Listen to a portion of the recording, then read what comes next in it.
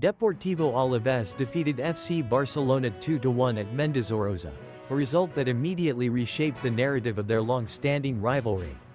For years, matches between these two clubs have largely followed a predictable script, with Barcelona asserting dominance, often by wide margins. This fixture, however, was different from the first whistle. Alavés, typically battling in the lower half of the table, played with an intensity that defied their underdog status and their historical record against the Catalan giants. Their intent was clear: disrupt Barcelona's rhythm and exploit any opening. In the 18th minute, that opening arrived. Luis Rioja, finding space on the left flank, drove past Sergi Roberto with a burst of acceleration. He cut inside, creating a narrow shooting angle, and unleashed a low, powerful shot.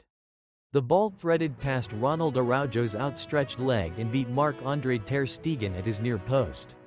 The stadium erupted, a roar that signaled more than just an early lead. It was the sound of expectation being overturned. Barcelona, accustomed to dictating terms, found themselves chasing the game against an opponent that refused to yield territory easily. The early goal forced Barcelona to push higher, creating dangerous spaces that Alavés exploited with quick transitions. Jules Koundé and Andreas Christensen were tested repeatedly by the pace of Alavés's wingers. The home side's defensive block held firm, absorbing pressure and launching counter-attacks that kept Barcelona's backline honest. This early advantage was not a fluke. It was the product of a game plan executed with unwavering commitment, setting the stage for a contest far more balanced than pre-match predictions suggested. Alavés had drawn first blood, and the pressure was now squarely on Barcelona to respond. Barcelona responded with increased possession. But Alavés's defensive structure remained compact, denying clear chances. Robert Lewandowski, usually clinical, found himself double-marked and isolated, receiving limited service.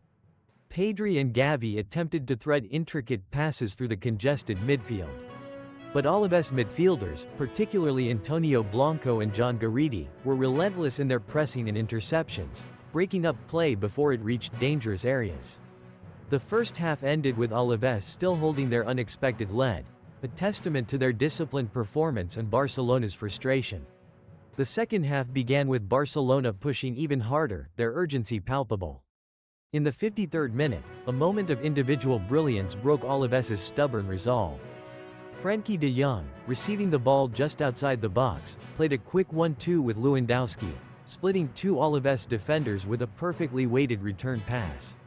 He then curled a precise shot with his right foot into the top corner, leaving Antonio Silva with no chance. The score was level at 1-1. The equalizer visibly shifted the momentum. Barcelona's confidence surged, and they began to dominate possession even more decisively, pinning Alavés back. The home side, however, refused to collapse. They weathered a 10-minute storm of Barcelona attacks, with goalkeeper Antonio Silva making two crucial saves. One a diving stop from a Rafinha header. Another a quick reaction to block a close-range shot from Ferran Torres. Alavés then found a second wind, launching a series of sharp counter-attacks that tested Barcelona's high defensive line, forcing Jules Koundé into a desperate clearance. The game became a true end-to-end contest, with both teams committing players forward, creating a frantic, open pace. With the game hanging in the balance, the decisive moment arrived in the 82nd minute. Alavés midfielder Ander Guevara won a crucial tackle against Gavi in his own half, immediately launching a long ball over the top.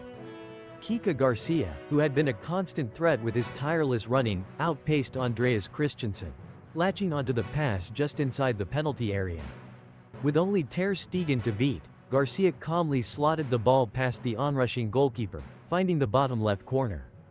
Mendizorroza erupted again, this time with a mixture of disbelief and euphoria. The score was 2-1. Barcelona threw everything forward in the remaining minutes, including 5 minutes of added time. Substitutes Ansu Fati and Lamine Yamal tried to create chances, with Yamal forcing another save from Silva in the 93rd minute. But Alavés's defense, led by the commanding presence of Ruben Duarte and Abdul Abkar, held firm. Every clearance was cheered, every tackle celebrated as if it were a goal.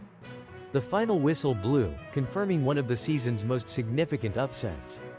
This 2-1 victory for Alavés adds a new, unexpected chapter to their rivalry with Barcelona. It's a stark reminder that even against perennial giants, tactical discipline and unwavering belief can rewrite the script. For Alavés, it's a landmark win that will be remembered as a moment they defied expectations and proved their mettle. For Barcelona, it's a result that demands immediate introspection, forcing them to reassess their approach as they look to regain their footing in the league and prepare for their next encounter with a newly emboldened Alavés.